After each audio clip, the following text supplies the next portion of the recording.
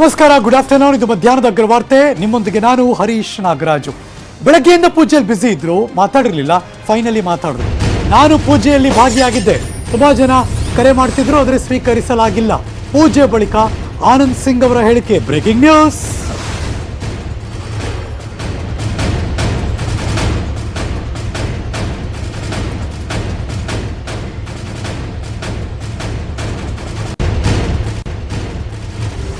ಆನಂದ್ ಸಿಂಗ್ ಅವರ ಹೇಳಿಕೆ. ಪೂಜೆ ಮುಗಿದ ನಂತರ ಮಾಧ್ಯಮಕ್ಕೆ ಮಾತಾಡಿದ್ರು. ಅವ್ರೇನ್ ಮಾತಾಡಿದ್ರು ಬನ್ನಿ ನೋಡೋಣ. ವೇಣುಗೋಪಾಲ ಕೃಷ್ಣ, ಇದು ವೇಣುಗೋಪಾಲ ಕೃಷ್ಣನ ದೇವಸ್ಥಾನ. ಈ ದೇವಸ್ಥಾನ ನಮ್ಮ ಅಜ್ಜಿಯವರ ನೆನಪಿನಲ್ಲಿ ನಮ್ಮ ಅಜ್ಜನವರು ಇದು ಕಟ್ಟಿರ್ತಕ್ಕಂಥ ದೇವಸ್ಥಾನ. ಈ ದೇವಸ್ಥಾನದಲ್ಲಿ ಬೇರೆ ಬೇರೆ ಚಿಕ್ಕ ಚಿಕ್ಕ ದೇವಸ್ಥಾನಗಳು, ಸುಮಾರು 5 ದೇವಸ್ಥಾನಗಳಿದೆ. ಅದು ನವಗ್ರಹ ಆಗಿರ್ಬೋದು, ಅದಾದ್ಮೇಲೆ ಲಕ್ಷ್ಮೀ ವೆಂಕಟರಮಣ ಆಗಿರ್ಬೋದು, ಆಂಜನೇಯ ಆಗಿರ್ಬೋದು, ಶಿವನ ಪರಿವಾರ ಆಗಿರ್ಬೋದು, ಒಂದು ರಾಮ ದರ್ಬಾರ್. ಈ ರೀತಿ 5 ದೇವಸ್ಥಾನಗಳು ಬಹಳಷ್ಟು ಶಿಥಿಲವಾಗಿದ್ದು. ನಮ್ಮ ತಂದೆಯವರು ಜೀವಂತವಾಗಿದ್ದಾಗ ಅವರಲ್ಲಿ ಬಹಳ ಒಂದು ಆಸೆ ಇತ್ತು.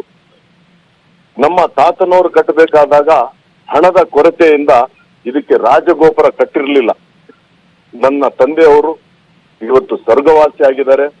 ಅವರು ನಾನು ಕೂತು ಚರ್ಚೆ ಮಾಡಿದಾಗ, ನಮ್ಮ ಕುಟುಂಬದವರೆಲ್ಲ ಕೂತು ಚರ್ಚೆ ಮಾಡಿದಾಗ, ಈ ದೇವಸ್ಥಾನಗಳು ಮತ್ತು ಈ ಗೋಪುರವನ್ನ ಜೀರ್ಣೋದ್ಧಾರಣ ಮಾಡೋಣ ಅಂತೇಳಿ ನಾವು ತೀರ್ಮಾನ, ಅವರು ಜೀವಂತವಾಗಿದ್ದಾಗೆ ನಾನು ತಗೊಂಡಿರ್ತಕ್ಕಂಥ ಒಂದು ತೀರ್ಮಾನ ನಾವೆಲ್ಲರೂ. ಆದ್ರೆ ನನಗೆ ಬಹಳಷ್ಟು ಒಂದು ವಿಶ್ವಾಸ ಇತ್ತು, ನಮ್ಮ ತಂದೆಯವರು ಈ ಒಂದು ಜೀರ್ಣ ಉದ್ಧಾರದ ಒಂದು ಪೂಜೆಯಲ್ಲಿ ಅವರು ಪಾಲ್ಗೊಳ್ತಾರೆ ಅಂತ ಹೇಳಿ. ಆದ್ರೆ ಅದು ಒಂದು ವಿಧಿಯ ಆಟ. ಅವರು ಸ್ವರ್ಗವಾಸಿ ಆಗಿದ್ದಾರೆ. ಆದ್ರೆ ಅದು ಒಂದು ದುಃಖನೂ ಇದೆ. ಆದ್ರೆ ಅದ್ರ ಜೊತೆಗೆ ಬಹಳಷ್ಟು ತಾವು ನಿರೀಕ್ಷೆ ಮಾಡ್ತಾ ಇರೋದು ಇವತ್ತು ರಾಜಕೀಯ ಮುಂದಿನ ಬೆಳವಣಿಗೆ ಏನು ಅಂತ ಹೇಳಿ. ಆದ್ರೆ ಮಾಧ್ಯಮದ ಮಿತ್ರರಲ್ಲಿ ನಾನು ಮನವಿ ಮಾಡ್ಕೊಂಡಿದ್ದೀನಿ, ಖಂಡಿತವಾಗ್ಲೂ ತಾವು ಏನು ನಿರೀಕ್ಷೆ ಮಾಡಿದಿರಿ ಆ ನಿರೀಕ್ಷೆ ಪ್ರಕಾರ ನಾನು ಯಾವುದೇ ಪ್ರತಿಕ್ರಿಯೆ ಕೊಡಲ್ಲ ಅಂತ ಹೇಳಿ ನಾನು 7ನೇ ತಾರೀಕು 8ನೇ ತಾರೀಕು ನಾನು ಬಳ್ಳಾರಿನಲ್ಲಿ ನಾನು ಪ್ರತಿಕ್ರಿಯೆ ಕೊಟ್ಟಿದ್ದೀನಿ. 7ನೇ ತಾರೀಕಿಗೆ ನಾನು ಪ್ರತಿಕ್ರಿಯೆ ಕೊಟ್ಟಿದ್ದೀನಿ. ಅಸಮಾಧಾನ ಆಗಿದೆ ಅಂದ್ರೆ ನಾನು ಮರೆ ಹಿಂದೆ ಹೇಳಂತ ವ್ಯಕ್ತಿ ಅಲ್ಲ. ಎಲ್ಲೋ ಹೋಗಿ ಬ್ಲಾಕ್ ಮೇಲ್ ಮಾಡೋಂತ ತಂತ್ರ ನಾನು ಮಾಡಲ್ಲ. ನಾನು ನೇರವಾಗಿ ಕೇಳ್ತೀನಿ, ಹೇಳೋರು ನೇರವಾಗಿ ಹೇಳಿದ್ರು ಅರ್ಥ ಮಾಡ್ಕೊಳ್ಳುವಂತ ವ್ಯಕ್ತಿ ನಾನು. ಅಕಸ್ಮಾತ್ ನಂದು ತಪ್ಪಿದ್ರೆ ನಾನು ತಿದ್ದುಪಡಿ ಮಾಡಿಕೊಳ್ಳುವಂತ ವ್ಯಕ್ತಿ ನಾನು ಎಲ್ಲೋ ಹಿಂದೆಯಿಂದ ಹೋಗಿ ಪಕ್ಷಕ್ಕೆ ಮುಜುಗರ ಆಗೋದು, ರಾಜ್ಯದ ನಮ್ಮ ನಾಯಕರಿಗೆ ಮುಜುಗರ ಆಗುವಂತ ರೀತಿ ನಾನು ಯಾವತ್ತೂ ನಡೆದಿಲ್ಲ. ನಡೆದುಕೊಂಡಿದ್ರೆ ಯಾರಿಗಾದ್ರೂ ನೋವಾಗಿದ್ರೆ ನಾನು ಕ್ಷಮೆಯನ್ನ ಯಾಚಿಸ್ತೇನೆ. ಯಾಕಂದ್ರೆ ನಾನು ರಾಜ್ಯದ ಒಂದು ಅತಿ ದೊಡ್ಡ ರಾಜಕಾರಣಿ ಅಲ್ಲ, ನಾಯಕನೂ ಅಲ್ಲ. ನಾನು ಕೇವಲ ಒಂದು, ಎಲ್ಲರೂ ಹೇಳ್ತಾರೆ ನಾನು ಶಿಸ್ತಿನ ಸಿಪಾಯಿ ಅಂತೀನಿ. ನಾನು ಹೇಳ್ಕೊಳ್ಳೋದು ಅವಶ್ಯಕತೆ ಇಲ್ಲ. ನನ್ನ ಕ್ಷೇತ್ರದ ಜನರಿಗೆ ಗೊತ್ತಿದೆ ನಾನು ಎಷ್ಟು ಶಿಸ್ತನ್ನ ನಾನು ಕಾಪಾಡ್ಕೊಳ್ತಾ ಬಂದಿದ್ದೀನಿ ಇಲ್ಲಿವರೆಗೆ. ಆದ್ರೂ ನನ್ನ ಪಕ್ಷಕ್ಕೆ ಗೌರವ ಕೊಡುವಂತದ್ದು ನನ್ನ ಧರ್ಮ, ನನ್ನ ಕರ್ತವ್ಯ. ನನ್ನ ಕಾರ್ಯಕರ್ತರನ್ನ ರಕ್ಷಣೆ ಮಾಡೋದು ನನ್ನ ಧರ್ಮ. ಆದ್ರೆ ವಿಧಿಯ ಆಟ ಅಂತ ಹೇಳ್ತೀವಿ ನಾವು. ತಮ್ಗೆ ಗೊತ್ತಾಯ್ತೋ ಇಲ್ಲೋ, ನನ್ನ ರಾಜಕೀಯದ ಜೀವನ ಬಹಳ ದೊಡ್ಡ ಪ್ರಯಾಣ ಅಲ್ಲ, ಒಂದು ಸಣ್ಣ ಪ್ರಯಾಣ ನಂದು. ಇವ್ರು ಹೇಳ್ತಾರೆ 30 ವರ್ಷ, 40 ವರ್ಷ, 50 ವರ್ಷ. ನನ್ನ ಪ್ರಯಾಣ ಬಂದು ಬಹಳ ಸಣ್ಣದು. ರಾಜಕೀಯ ಜೀವನ ಬಂದು 15 ವರ್ಷದ್ದು. ಸಮಾಜ ಸೇವೆ,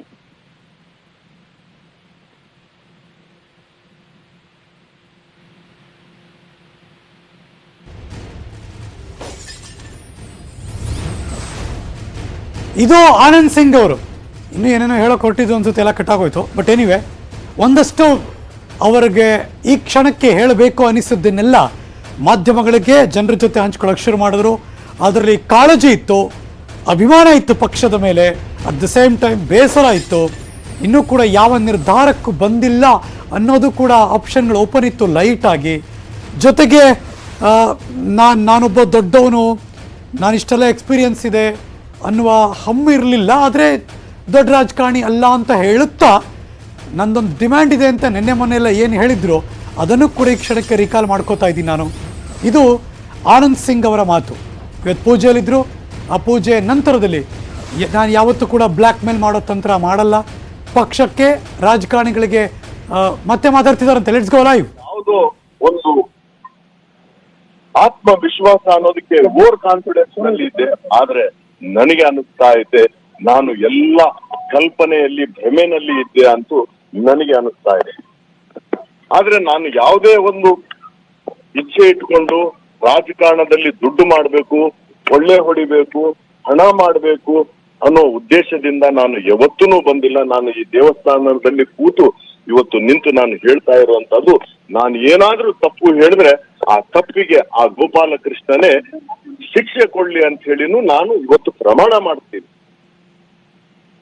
ಇವತ್ತು ನಮ್ಮ ರಾಜ್ಯದಲ್ಲಿ ಎಷ್ಟು ರಾಜಕಾರಣಿಗಳು ಇದಾರ, ಎಲ್ಲಾರು ಒಳ್ಳೆಯವರು ಎಲ್ಲಾರು ಕೆಟ್ಟವರು ಅಂತ ನಾನು ಹೇಳಲ್ಲ. ಆ ಯಾವ ಗುಂಪಲ್ಲಿ ನಾನು ಸೇರ್ತೀನೋ ಅದು ಜನರು ಹೇಳಬೇಕು ವಿನಃ ನಾನು ನನ್ನ ಸ್ವಂತಕ್ಕೆ ನನ್ನನ್ನು ನಾನೇ ಸರ್ಟಿಫಿಕೇಟ್ ಕೊಟ್ಕೊಳಕ್ ಆಗಲ್ಲ. ಅದು ಜನ ಕೊಡ್ಬೇಕಾಗುತ್ತೆ. ಅದ್ರ ಜೊತೆಗೆ ಇವತ್ತು ನನಗೆ ಏನು ರಕ್ಷಣೆ ಸಿಗಬಹುದು, ಆ ರಕ್ಷಣೆ ಸಿಗುತ್ತೆ ಅಂತ ಹೇಳಿ ಆ ಒಂದು ಆಶೆ ಆಕಾಂಕ್ಷೆಗಳನ್ನ ಕಳ್ಕೊಂಡಿದ್ದೀನಿ ನಾನು. ಆದ್ರೆ ವಿಶ್ವಾಸ ಕಳ್ಕೊಂಡಿಲ್ಲ ನಾನು ಯಾರ್ಯಾರಲ್ಲಿ ಏನೇನು ಮನವಿ ಮಾಡ್ಕೋಬೇಕು ಪ್ರತಿಯೊಂದು ಮನವಿ ಮಾಡ್ಕೊಂಡಿದ್ದೀನಿ, ಬಹಿರಂಗವಾಗಿ ಅಲ್ಲ. 4 ಗೋಡೆ ಮಧ್ಯನೆ ನನ್ನ ಭಾವನೆಗಳು ಹೇಳ್ಕೊಂಡಿದ್ದೀನಿ, ನನ್ನ ಕಷ್ಟಗಳು ಹೇಳ್ಕೊಂಡಿದ್ದೀನಿ, ನನ್ನ ಕ್ಷೇತ್ರದ ಭವಿಷ್ಯದ ಬಗ್ಗೆ ಹೇಳ್ಕೊಂಡಿದ್ದೀನಿ. ಎಲ್ಲಾವುದು ಅನೇಕ ವಿಚಾರಗಳು 4 ಗೋಡೆ ಮಧ್ಯನೆ ಹೇಳ್ಕೊಂಡಿದ್ದೀನಿ. ಯಾವುದೇ ಪಕ್ಷದ ನಾಯಕರಿಗಾಗಿರ್ಲಿ, ಪಕ್ಷಕ್ಕಾಗಿರ್ಲಿ, ಮುಜುಗರದ ಕೆಲಸ ಆಗಿರ್ಲಿ, ಮುಜುಗರದ ಹೇಳಿಕೆ ನಾನು ಯಾವತ್ತೂ ಕೊಟ್ಟಿಲ್ಲ, ಕೊಡೋದೂ ಇಲ್ಲ. ಆದ್ರೆ ಇವತ್ತು ನನ್ನ ಒಂದು ಆತ್ಮವಿಶ್ವಾಸ ಏನಿದೆ, 9ನೇ ತಾರೀಕಿಂದ ಶ್ರಾವಣ ಸೋಮವಾರದ ಮೊದಲನೇ ಸೋಮವಾರದಿಂದ ನಾವು ಏನು ಈ ಪೂಜೆ ಕಾರ್ಯಕ್ರಮವನ್ನ ಹಮ್ಮಿಕೊಂಡಿದೀವೋ ಆ 3 ದಿವಸ ನನಗೆ ಆ ಗೋಪಾಲಕೃಷ್ಣ ನನಗೆ ಆತ್ಮವಿಶ್ವಾಸ ತುಂಬಿಕೊಂತ ಬಂದಿದ್ದಾನೆ. ಒಳ್ಳೆತನ ಮಾಡೋದಕ್ಕೆ, ಒಳ್ಳೆ ವಿಚಾರಕ್ಕೆ ಯಾವುದೇ ಹೆಜ್ಜೆ ಹಿಂದೆ ಇಡಬೇಡ. ಅದಕ್ಕೆ ನೀನು ಬಲಿಯಾದ್ರೇನು ಪರವಾಗಿಲ್ಲ, ಆದ್ರೆ ನಮ್ಮ ನ್ಯಾಯ ಸಿದ್ಧಾಂತ ಧರ್ಮಕ್ಕಾಗಿ ನೀನು ಮುಂದೆ ಹೊರಿ ಅಂತ ಹೇಳಿ ಎಲ್ಲೋ ಆತ್ಮವಿಶ್ವಾಸ ತುಂಬಿದಾನೆ ಅಂತ ಹೇಳಿ ನಾನು ಅನ್ಕೊಳ್ತಾ ಇದ್ದೀನಿ. ಆದ್ರೆ ನಾನು ಏನು ಅನ್ಕೊಂಡಿದ್ದೆ, ನನಗೆ ರಕ್ಷಣೆ ಯಾರದೇ ಇಲ್ಲದೆ ಹೋದ್ರೇನು ಆ ಗೋಪಾಲಕೃಷ್ಣ ಅವತ್ತೊಂದು ದಿವಸ ಮಹಾಭಾರತದಲ್ಲಿ ಅರ್ಜುನನಿಗೆ ಹೆಂಗ ಶ್ರೀರಕ್ಷೆಯಾಗಿ ನಿಂತಿದ್ನೋ, ಇವತ್ತು ನಾನು ತಗೊಳ್ಳುವಂತ ತೀರ್ಮಾನಕ್ಕೆ ಆ ಗೋಪಾಲಕೃಷ್ಣ ನನ್ನ ಬೆನ್ನ ಹಿಂದೆನು ನಿಂದಿರ್ತಾನ ಅನ್ನೋ ಒಂದು ಆತ್ಮವಿಶ್ವಾಸದಿಂದ ಇವತ್ತು ಪೂಜೆ ಮುಗಿಸಿ ಈಗ ತಾನೇ ನಾನು ನಿಮ್ಮ ಮಾಧ್ಯಮಕ್ಕೆ ಪ್ರತಿಕ್ರಿಯೆ ಕೊಡ್ತಾ ಇದ್ದೀನಿ.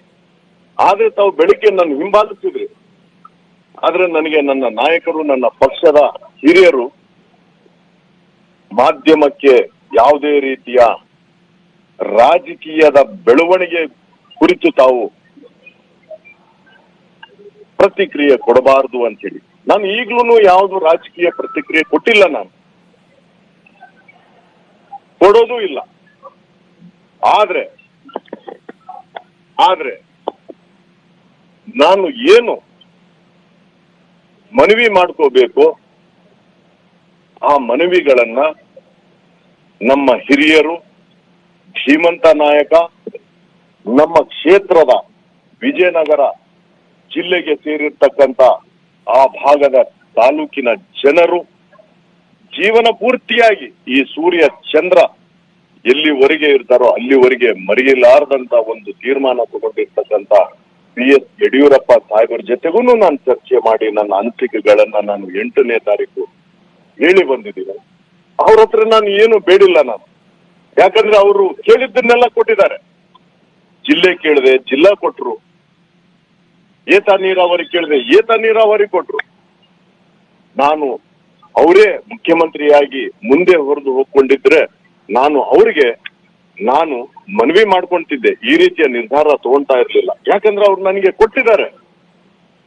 ನಾನು ಪದೇ ಪದೇ ಅವರಲ್ಲಿ ನಾನು ಮತ್ತೆ ನನ್ನ ವೈಯಕ್ತಿಕವಾದಂತ ವಿಚಾರಗಳು ಕೇಳಬಾರ್ದಂತ ಹೇಳಿ ನನಗೆ 2-3 ಬಾರಿ ಖಾತೆ ಬದಲಾವಣೆ ಮಾಡಿದ್ರೇನು ನಾನು ಯಾವತ್ತೂ ಅವರಿಗೆ ಒತ್ತಡ ಮಾಡ್ಲಿಲ್ಲ. ಆದ್ರೆ ಮನವಿ ಮಾಡಿದ್ದೀನಿ, ಸರ್ ನನ್ನ ಬಗ್ಗೆ ಏನಾದ್ರು ಆಲೋಚನೆ ಮಾಡಿ ಅಂತ ಹೇಳಿದಾಗ ಆಯ್ತು ಮಾಡೋಣ ಅಂದ್ರೆ ನಾನು 1 ನಿಮಿಷನೂ ಕುಂದುತ್ತಾ ಇರಲಿಲ್ಲ. ನನಗೆ ಹೊಗಳೋಕ್ ಬರಲ್ಲ, ಅಲ್ಲಿ ಕೂತು ಹೊಗಳೋದು ಆ ರಥ ನನಗೆ ಆ ಕಲೆ ಇಲ್ಲ, ಆ ಕಲಾಕಾರ ಇಲ್ಲ ನನ್ನ ಹತ್ರ. ಆ ಕಲೆ ಇರ್ಬೇಕಾಗಿತ್ತೇನೋ ಅಂತ ಹೇಳಿ ಒಮ್ಮೊಮ್ಮೆ ಅನಿಸುತ್ತೆ. ಎಲ್ಲೋ ನಾನು ಅಲ್ಲಿ ಒಂದು ಏನಂತಾರ ಅಂಗವಿಕಲನ ಆಗ್ತೀನಿ. ಆ ಕಲಾಕಾರ ಒಂದು ವಿಚಾರ ಬಂದಾಗ ಅಂಗವಿಕಲ ಆಗ್ಬಿಡ್ತೀನಿ ನಾನು, ಹ್ಯಾಂಡಿಕ್ಯಾಪ್ ಅಂತಾರೆ. ಹಾಗಾಗಿ ಅವರಲ್ಲಿ ಮನವಿ ಮಾಡ್ಕೊಂಡಿದ್ದೀನಿ. ಇವತ್ತಿನ ಮುಖ್ಯಮಂತ್ರಿಗಳಾದಂತ ಬೊಮ್ಮಾಯಿ ಸಾಹೇಬ್ರ ಹತ್ರನೂ ಮನವಿ ಮಾಡ್ಕೊಂಡಿದ್ದೀನಿ. ನನ್ನ ಏನೇನು ನಾನು ಆಲೋಚನೆ ಮಾಡಿದ್ದೀನೋ ಅದಂತೂ ನಾನು ಬಹಿರಂಗವಾಗಿ ಹೇಳೋಕೆ ಸಾಧ್ಯನೇ ಇಲ್ಲ, ಹೇಳೋದು ಇಲ್ಲ. ಇವತ್ತು ನನಗೆ ರಕ್ಷಣೆಗೆ ಆ ವೇಣುಗೋಪಾಲ ಕೃಷ್ಣ ಹೆಂಗೆ ಅರ್ಜುನನ್ಗೆ ಅವತ್ತು ಮಹಾಯುದ್ಧದಲ್ಲಿ ಮಹಾಭಾರತದಲ್ಲಿ ಹೆಂಗೆ ರಕ್ಷಣೆ ಕೊಟ್ರು, ಆ ರೀತಿ ಗೋಪಾಲ ಕೃಷ್ಣ ನನಗೆ ರಕ್ಷಣೆ ಕೊಡ್ತಾನ ಅನ್ನೋ ಒಂದು ನಂಬಿಕೆ ವಿಶ್ವಾಸ ಇದೆ. ನನಗೂ ನಮ್ಮ ನಾಯಕರ ಮೇಲೆ ನಮ್ಮ ಪಕ್ಷದ ಮೇಲೆ ವಿಶ್ವಾಸ ಇದೆ. ಆದ್ರೆ ಅವ್ರಿಗೆ ನನ್ನ ಮೇಲೆ ವಿಶ್ವಾಸ ಇದೇನೋ ಇಲ್ಲೋ ಅನ್ನೋದು ಅನುಮಾನ ನನಗೆ ಬರ್ತಾ ಇದೆ. ಯಾಕೆ ಅಂದ್ರೆ ನಾನು ಕೆಲವರು ಹೇಳಿದ್ರು, ಏನ್ರಿ ಪ್ರವಾಸೋದ್ಯಮ ಕೊಟ್ಟಿದ್ದಾರೆ, ಅದು ಕೊಟ್ಟಿದ್ದಾರೆ, ಇದು ಕೊಟ್ಟಿದ್ದಾರೆ. ಕೆಲವರು ಬಿಟ್ಟಿದ್ದನ್ನ ನಾನು ಮಾಡ್ತೀನಿ ಅಂತೀನಿ. ಸ್ವಲ್ಪ ಕೊಟ್ಟಿದ್ದನ್ನ ಬಿಟ್ಟು ಇದನ್ನ ತಗೊಂಡು ಮಾಡಿ ತೋರಿಸ್ರಿ, ಜೀವ ತುಂಬಿ ತೋರಿಸ್ರಿ. ಟೀಕೆ ಮಾಡ್ಬೇಕಂದ್ರೆ ಬಹಳಷ್ಟು ಟೀಕೆ ಮಾಡ್ಬೋದು, ಆದ್ರೆ ನನ್ನ ಒಂದು ಅಭ್ಯಾಸ ಇಲ್ಲ, ಟೀಕೆ ಮಾಡೋಂಥದ್ದು ಅಭ್ಯಾಸ ಇಲ್ಲ. ಅದ್ರ ಜೊತೆಗೆ ಇವತ್ತು ನನ್ನ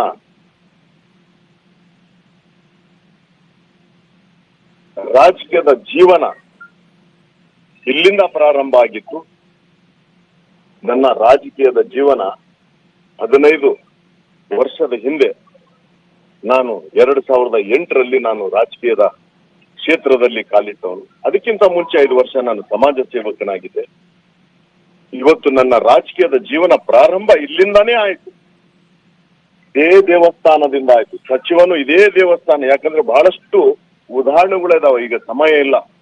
ನಾನು ಹೇಗೆ ನಾನು 2008ರಲ್ಲಿ ಸಚಿವನಾದೆ ಅಂದ್ರೆ, ಯಾರೋ ಒಂದು ವ್ಯಕ್ತಿ ನನಗೆ ಗೊತ್ತೂ ಇಲ್ಲ ಅಂತ ವ್ಯಕ್ತಿ ಇದೇ ದೇವಸ್ಥಾನದಲ್ಲಿ ಬಂದು ನಿನ್ನನ್ನ ಸಚಿವನಾಗಿ ಮಾಡ್ತೀನಿ ಅಂದಾಗ ನಾವು ನಕ್ಕಿವಿ, ಹೇ ಯಾರೋಪ ಈ ಗಿರಾಕಿ ಅಂತ ವ್ಯಕ್ತಿ ಆ ಕೃಷ್ಣನ ರೂಪದಲ್ಲಿ, ಆ ಗೋಪಾಲ ಕೃಷ್ಣನ ರೂಪದಲ್ಲಿ ಅವತ್ತು ಈ ದೇವಸ್ಥಾನಕ್ಕೆ ಬಂದು, ಯಾವುದೇ ನನಗೆ ಯಾರು ಅನ್ನೋದು ಗೊತ್ತಿಲ್ಲ. ಅವರು ನನಗೆ ಈಗ ಗೊತ್ತಿದೆ ಯಾರು ಅಂತ ಹೇಳಿ, ಅವತ್ತೊಂದು ದಿವಸ ಯಾರು ಅಂತ ಹೇಳಿ ಗೊತ್ತಿಲ್ಲ. ಅವ್ರು ನಾನು ನಿನ್ನನ್ನ ಮಂತ್ರಿ ಮಾಡ್ತೀನಿ ಅಂತ ಹೇಳಿದಾಗ, ಈಗ ಯಾಕಂದ್ರೆ ಬಹಳಷ್ಟು ಜನ ಇರ್ತಾರಲ್ಲ, ಮೋಸ ಮಾಡಂತ ಜನ ಇರ್ತಾರಲ್ಲ, ಅಂತವ್ರೇನೋ ಇವರು ಅಂತ ಹೇಳಿ. ಆಮೇಲೆ ನಾನು ಅವ್ರಿಗೆ ಹೋಗಿ ಪ್ರಣಾಮ ಮಾಡಿ ಅವ್ರ ಹತ್ರ ಆಶೀರ್ವಾದ ಪಡೆದೆ. ಆಗ ಅನೇಕ ಉದಾಹರಣೆಗಳು ಇದಾವೆ. ಇವತ್ತು ಒಂದು ಮಾಧ್ಯಮಕ್ಕೆ ನಾನು ಹೇಳೋಕೆ ಇಚ್ಛೆ ಪಡ್ತೀನಿ, ಹೇಳೋದಕ್ಕೆ ನನ್ನ ಪ್ರಾರಂಭ ಇಲ್ಲಿಂದಾನೇ ಆಯ್ತು. ನನಗೆ ಗೊತ್ತಿಲ್ಲ ನನ್ನ ರಾಜಕೀಯ ಅಂತ್ಯನೂ ಇಲ್ಲಿಂದಾನೇ ಆಗಬಹುದೇನೋ ಅನ್ನೋದು ನಾನು ನಿಮ್ಗೆ ಹೇಳೋಕೆ ಇಚ್ಛೆ ಪಡ್ತೀನಿ. ನಾನು ಯಾವುದೇ ರೀತಿಯ ವಿಚಾರಗಳನ್ನ ಪ್ರಾರಂಭ ಎಲ್ಲಿಂದ ಮಾಡಿದೋ ಅಲ್ಲಿಂದಾನೇ ಇವತ್ತು ಅಂತ್ಯ ಆಗ್ಬೋದು. ಆ ಗೋಪಾಲ ಕೃಷ್ಣನ ಆಶೀರ್ವಾದ ಕೃಪೆ ಇದ್ರೆ ಮತ್ತೆ ಪುನರ್ ಪ್ರಾರಂಭ ಆಗ್ಬೋದು. ಇಲ್ಲದೆ ಹೋದ್ರೆ ಪರಮಾತ್ಮನ ಒಂದು ಕೃಪೆ ನಿನಗೆ ಇಲ್ಲಿಗೆ ಅಂತ್ಯ, ನಿನ್ನ ರಾಜಕೀಯ ಜೀವನ ಇಲ್ಲಿಗೆ ಅಂತ್ಯ ಅಂದ್ರೆ ನಾನು ಕೃಷ್ಣನ ಆಶೀರ್ವಾದ ಪಡೆದು ನನ್ನ ಹೊಸ ಜೀವನದ ಪ್ರಾರಂಭ ಮಾಡೋದಕ್ಕೆ ನಾನು ಇವತ್ತು ಆ ದೇವರಲ್ಲಿ ಪ್ರಾರ್ಥನೆ ಮಾಡ್ಕೊಂಡಿರ್ತಕ್ಕಂಥ ವಿಚಾರಗಳು ನಾನು ನಿಮ್ಗೆ ಹೇಳ್ತಾ ಇದ್ದೀನಿ. ಇನ್ನ ಕಾದು ನೋಡ್ಬೇಕು, ಏನು ನನ್ನ ರಾಜಕೀಯ ಜೀವನ ಇಲ್ಲಿಗೆ ಅಂತ್ಯನೋ ಇಲ್ಲೋ ನನ್ನ ರಾಜಕೀಯ ಜೀವನ ಮತ್ತೆ ಪುನರ್ ಪ್ರಾರಂಭ ಆಗುತ್ತೆ ಅನ್ನೋದು ಆ ಗೋಪಾಲ ಕೃಷ್ಣನೇ ರಕ್ಷಣೆಯಾಗಿ ಕಾಪಾಡಬೇಕು. ಎಲ್ಲ ಆ ಪರಮಾತ್ಮ ಕೃಷ್ಣ ಪರಮಾತ್ಮನ ಕೈಯಲ್ಲಿ ಇದೆ ಅನ್ನೋ ಮಾತನ್ನ ಈ ಸಂದರ್ಭದಲ್ಲಿ ನಾನು ಮಾಧ್ಯಮದ ಮಿತ್ರರಿಗೆ ಹೇಳೋಕೆ ಇಚ್ಛೆ ಪಡ್ತೇನೆ. ಅದೇ ರೀತಿ ಈಗ ಪೂಜೆ ಆದ ಆಗೋಗಿದೆ, ಪೂಜೆ ಏನಿಲ್ಲ, ಪೂಜೆ ಆಗೋಗಿದೆ. ನಾನು ಬೆಂಗಳೂರು ಕಡೆಗೆ ಏನು ಇವತ್ತು ಹೋಗ್ಬೇಕಾ ನಾಳೆ ಬೆಳಿಗ್ಗೆ ಹೋಗ್ಬೇಕಾ ಅನ್ನೋ ವಿಚಾರ ನಾನು ತಿಳ್ಕೊಂಡು, ನಾನು ಬೇರೆ ಬೇರೆ ಕೆಲಸಗಳು ನೋಡ್ಕೊಂಡು ನಾನು ಮುಖ್ಯಮಂತ್ರಿಗಳನ್ನ ಕಾಣೋಕೆ ಬನ್ನಿ ಅಂತೂ ಹೇಳಿದ್ದಾರೆ. ನೀನು ನಾನು ಇವತ್ತು ಹೋಗ್ಬೇಕಾ ನಾಳೆ ಹೋಗ್ಬೇಕಾ ಅನ್ನೋದು ಇನ್ನೂ ತೀರ್ಮಾನ ತಗೊಂಡಿಲ್ಲ. ಧನ್ಯವಾದ. ನಾನು ಯಾವುದು ಪ್ರತಿಕ್ರಿಯೆ ಕೊಡಲ್ಲ. ನಾನು ಏನೇನು ಅನ್ಕೊಂಡಿದ್ದೆ ನಂದು ಅಂತ್ಯನ ಇಲ್ಲ ಪ್ರಾರಂಭನ ಅನ್ನೋದು ಆ ಕೃಷ್ಣ ಪರಮಾತ್ಮನೇ ಅದು ಕೊಡ್ಬೇಕಾಗುತ್ತೆ ಆದೇಶ. ಇಲ್ಲ ಯಾವ್ದು ನಾನು ಯಾವ್ದನ್ನು ರಿಯಾಕ್ಟ್ ಮಾಡಲ್ಲ. ರಾಜಕೀಯವಾಗಿ ನಾನು ಏನ್ ಹೇಳ್ಬೇಕಾಗಿತ್ತು ಅದನ್ನೆಲ್ಲ ಹೇಳಿದ್ದೀನಿ. ಇವತ್ತು ಮುಖ್ಯಮಂತ್ರಿಗೆ 8ನೇ ತಾರೀಕು ಹೋದಾಗ ನಾನು ಏನ್ ಅನ್ಕೊಂಡಿದ್ದೀನೋ, ಏನ್ ನನ್ನ ವಿಚಾರ ಇದೆ ಅನ್ನೋದು ಆ ವಿಚಾರದ ಮೇಲೆ, ಆ ಸ್ಟ್ಯಾಂಡಿನ ಮೇಲೆ ಈಗಲೂ ನಿಂದಿರ್ತೀನಿ, ಮುಂದೇನೂ ನಿಂದಿರ್ತೀನಿ. ಏನಾದ್ರೇನು ನನ್ನ ಸ್ಟ್ಯಾಂಡ್. ಅದ್ರ ಬಗ್ಗೆ ನಾನು ಬಹಿರಂಗವಾಗಿ ಏನು ಹೇಳೋಕ್ ಇಚ್ಛೆ ಪಡಲ್ಲ. ಅವರು ಆಶ್ವಾಸನೆ ಕೊಟ್ಟಿದಾರೋ ಆಶ್ವಾಸನೆ ಕೊಟ್ಟಿಲ್ವೋ ಅದು ಅವ್ರಿಗೆ ಬಿಟ್ಟಿರ್ತಕ್ಕಂಥ ವಿಚಾರ. ದಯವಿಟ್ಟು ತಾವು ಬಂದಿದ್ದೀರಿ, ಸುಮ್ನೆ ಪದೇ ಪದೇ ಕೇಳಿದ್ದೇ ಪ್ರಶ್ನೆ ಕೇಳಬೇಡಿ. ನಾನು ಎಲ್ಲರಿಗೂ ಒಟ್ಟಾಗಿ ಒಂದೇ ಪ್ರಶ್ನೆ, 100 ಮಂದಿ ಪ್ರಶ್ನೆಗೆ ಒಂದೇ ಉತ್ತರ ಕೊಡ್ತೀನಿ. ಆ ಉತ್ತರವನ್ನ ತಗೊಂಡು ಶಾಂತರೀತವಾಗಿ ದೇವ್ರ ಪ್ರಸಾದ ತಗೊಂಡು ತಾವು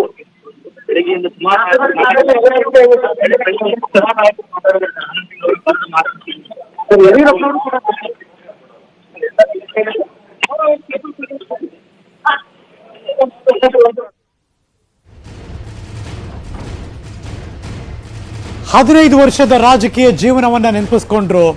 ಸಚಿವನಾಗೋಕೆ ಶುರು ಮಾಡಿದಾಗ 2008ರಲ್ಲಿ ಅದೇ ಗೋಪಾಲಸ್ವಾಮಿ ದೇವಸ್ಥಾನದಿಂದ, ಗೋಪಾಲಕೃಷ್ಣ ದೇವಸ್ಥಾನದಿಂದ ಏನೇನು ನಡೀತು ಅನ್ನೋ ನೆನಪುಗಳನ್ನ ಮಾಡ್ಕೊಂಡ್ರು. ಆದರೆ ಅವ್ರು ಹೇಳಿದ್ರಲ್ಲಿ ಒಂದಂತೂ ಅನುಮಾನ ಕಾಡಿದ್ದು, ಲಾಸ್ಟ್ ಬಂತಲ್ಲ ಪಂಚ್ ಲೈನು, ಅಂದರೆ ಇಲ್ಲಿಂದ ನನ್ನ ರಾಜಕೀಯ ಶುರುವಾಯಿತು, ಇಲ್ಲೇ ನನ್ನ ರಾಜಕೀಯ ಎಂಡ್ ಆಗಬಹುದು, ಡಿಸೈಡ್ ಮಾಡೋಕ್ಕೆ ನಾನು ಯಾರೂ ಅಲ್ಲ, ನಿರ್ಧಾರ ಮಾಡೋದು ಗೋಪಾಲಕೃಷ್ಣ ಸ್ವಾಮಿ, ನಾನಲ್ಲ ಅಂದರು. ಯಡಿಯೂರಪ್ಪನವ್ರ ಬಗ್ಗೆ ನೆನಪಿಸ್ಕೊಂಡ್ರು. ಕಳೆದ ಬಾರಿ ಯಡಿಯೂರಪ್ಪನವರು ನಾನು ಏನೇನೆಲ್ಲ ಕೇಳಿದೆ ಎಲ್ಲವನ್ನೂ ದಯಪಾಲಿಸ್ಬಿಟ್ರು ಅಂದರು.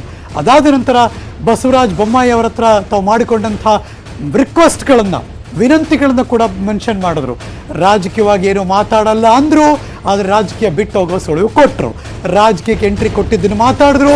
ಸಚಿವನಾಗಿದ್ದಾಗ ಯಾರೋ ಬಂದು ಆಕಸ್ಮಿಕವಾಗಿ ನನ್ನ ಸಚಿವರನ್ನಾಗಿ ಮಾಡಿದ್ರು ಅಂತ ಕೂಡ ಮೆನ್ಷನ್ ಮಾಡಿದ್ರು. ಇದು ಆನಂದ್ ಸಿಂಗ್ ಅವರ ಮಾತು. ಉತ್ತರ ಸಿಗ್ತಾ ಹಲವಾರು ಪ್ರಶ್ನೆಗಳಿಗೆ ಅಂದರೆ ಖಂಡಿತ ಇಲ್ಲ.